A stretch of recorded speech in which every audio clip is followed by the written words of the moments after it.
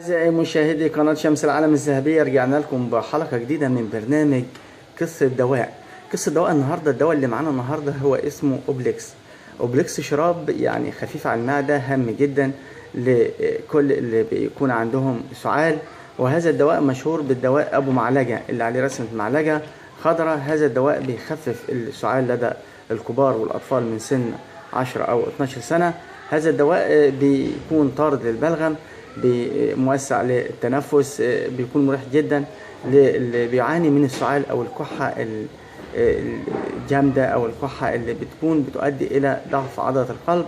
احنا بننبه يا جماعه، ما تسكتش على نفسك، ما تسكتش على نفسك. الكحه خطيره جدا، ان زادت عن اكثر من يوم او 3-4 ايام او اسبوع بتاثر على عضله القلب. النهارده معانا قصه دواء اوبليكس. اوبليكس الدواء الاخضر ابو معلقه، يعني هو مفيد جدا، مهدي للسعال وطارد للبلغم، خفيف على المعده.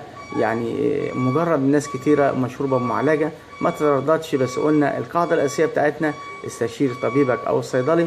مع اوبليكس بمعلقه خفف كحتك. تحياتنا.